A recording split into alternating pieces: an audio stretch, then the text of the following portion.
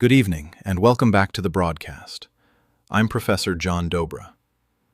Tonight, we are covering one of the most significant developments in the war between Russia and Ukraine in recent weeks, a massive, coordinated missile and drone assault launched by Russian forces against the Ukrainian capital, Kyiv, and several other regions across the country.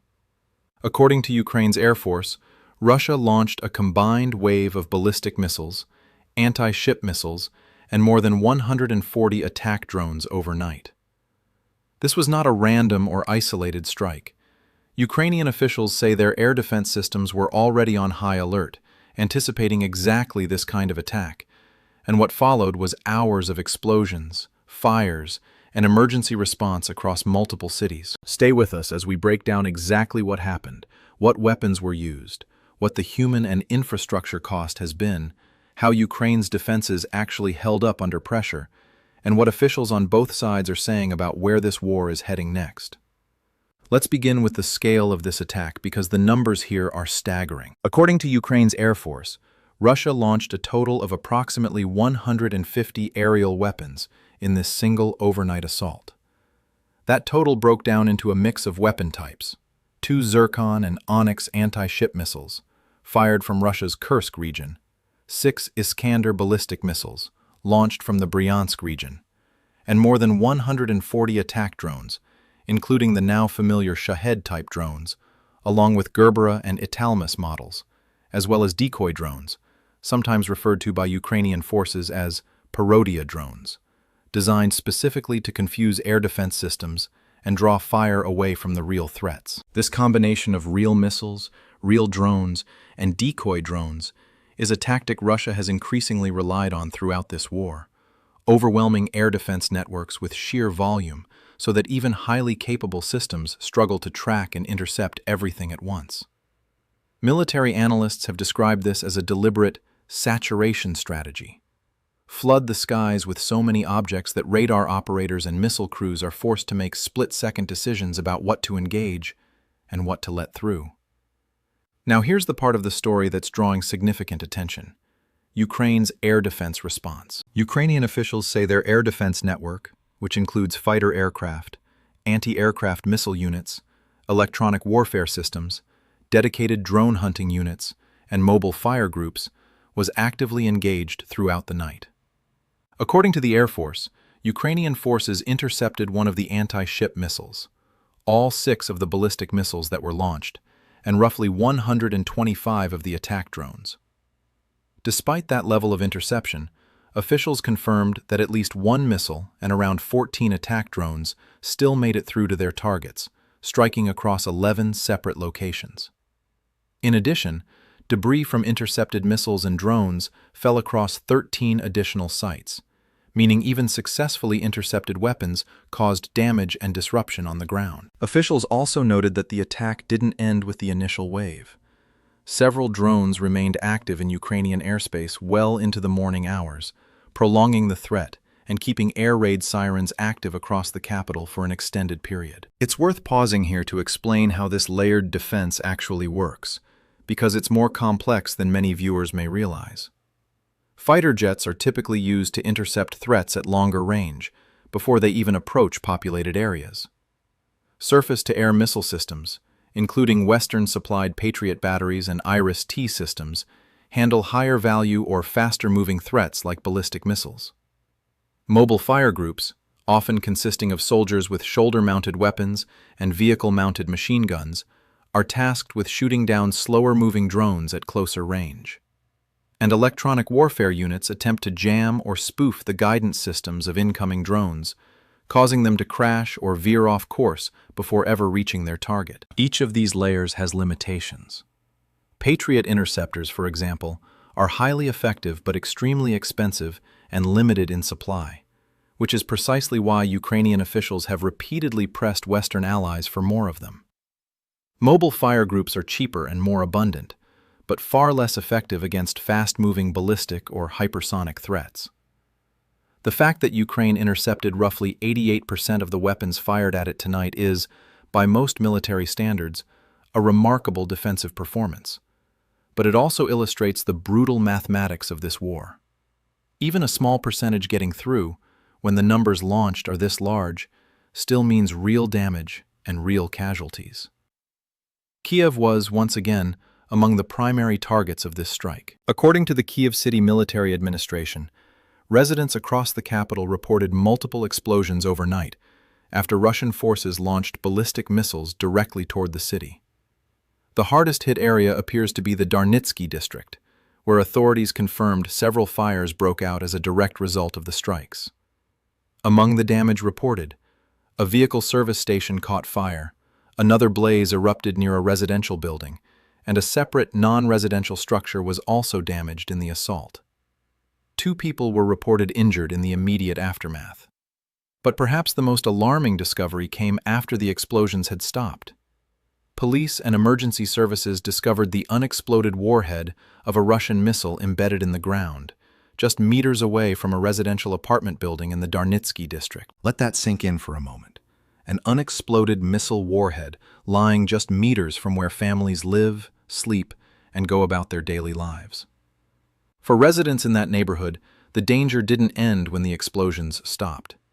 It lingered, quite literally, in the ground beneath their feet, until specialists could safely remove it.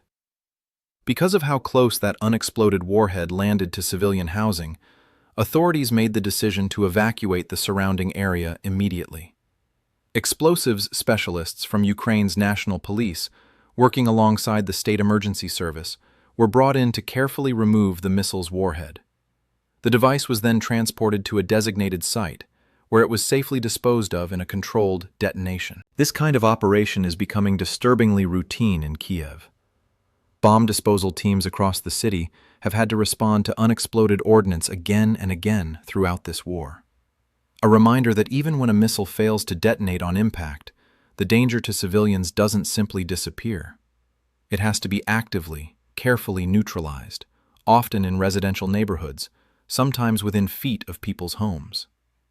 In a separate development, the State Emergency Service reported that firefighters also had to extinguish a large fire, roughly 300 square meters in size, involving garage units and vehicles in the same general area. Pyrotechnic teams additionally recovered further missile fragments at another nearby location in the district, underscoring just how widely debris and damage spread from this single overnight assault. Emergency responders in Kyiv have, over the past several years of this war, developed what officials describe as a well-rehearsed and rapid protocol for exactly these scenarios. Evacuate the immediate area, secure a perimeter, bring in certified explosive ordnance disposal teams, and only then begin broader cleanup and recovery work. It's a grim routine, but one that has undoubtedly saved lives. While Kyiv bore much of the visible damage, this was not an attack confined to the capital alone. Ukrainian officials confirmed that missile and drone strikes were also recorded in several other regions, including Sumy and Dnipropetrovsk. In Sumy, regional authorities reported that Russian forces carried out guided bomb strikes targeting civilian infrastructure in both the Sumy and Vorozhba communities. These strikes reportedly damaged industrial sites, warehouse facilities, and residential areas, a pattern consistent with Russia's broader strategy throughout this war of targeting infrastructure that supports both civilian life and Ukraine's wartime logistics. In the Dnipropetrovsk region, officials confirmed a fire broke out at a damaged civilian facility following the overnight drone and missile attack, according to the Dnipropetrovsk Regional Military Administration. Taken together, these reports paint a picture of an attack that, while centered on Kyiv, was deliberately spread across multiple regions, stretching Ukraine's air defense resources and emergency response capacity thin on a single night. This kind of multi-region targeting forces Ukrainian commanders to make difficult choices in real time about where to concentrate their limited interceptor missiles, and where to rely instead on cheaper, less reliable countermeasures. Now, to understand why this particular attack is drawing so much attention, it helps to step back and look at the broader pattern of recent weeks. This is not the first large-scale assault on Kyiv in recent memory. Far from it. In fact, Russia has dramatically escalated the frequency and intensity of these strikes on the Ukrainian capital. Just weeks earlier, an overnight attack on the capital killed several people and set fire to the historic Kyiv-Pechersk Lavra, an 11th century cathedral and UNESCO World Heritage Site, in what Ukrainian officials called one of the largest combined strikes since the start of the year.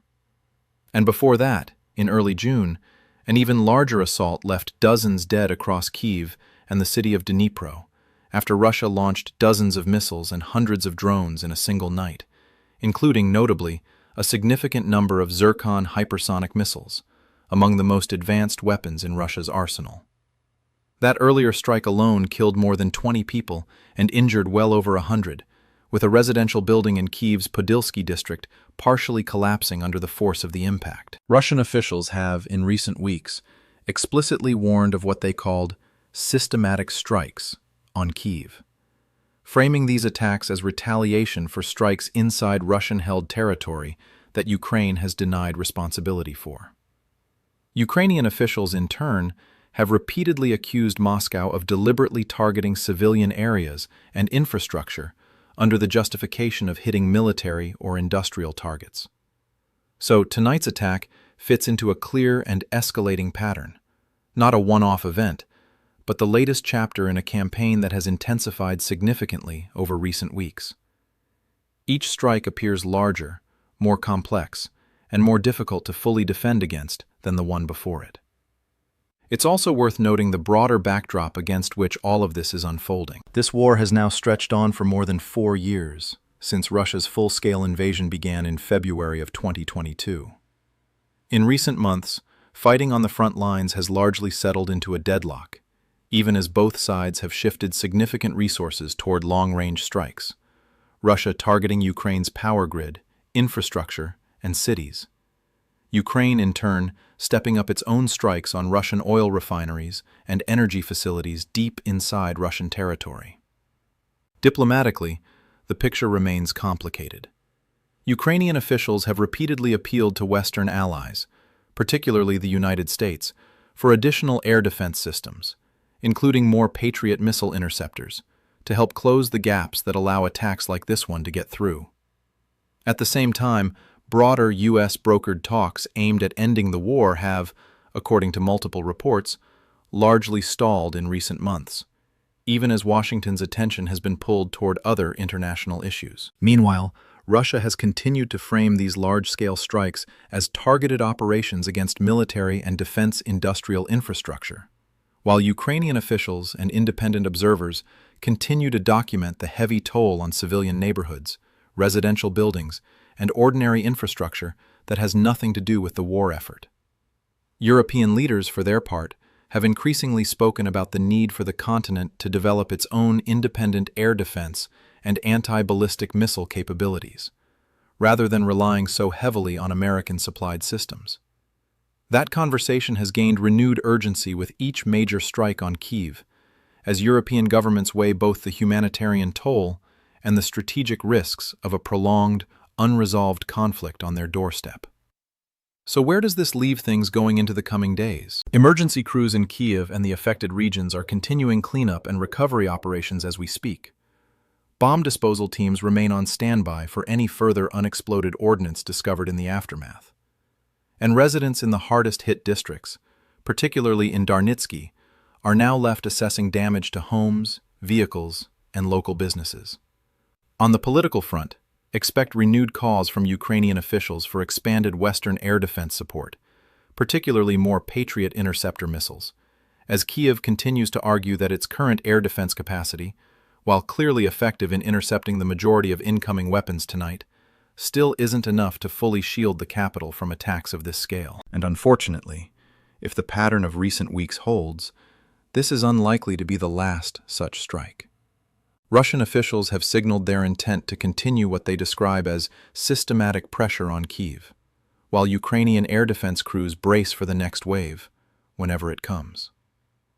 That's our in-depth look at tonight's major story: Russia's large-scale missile and drone assault on Kyiv and surrounding regions, and the extraordinary effort by Ukrainian air defense forces to intercept the overwhelming majority of what was thrown at them. We will continue to monitor this story closely and bring you updates as more information becomes available, including any further casualty figures, infrastructure assessments, and statements from officials in Kyiv, Moscow, and Washington. Thank you for watching. I'm Professor John Dobra, and this has been tonight's report.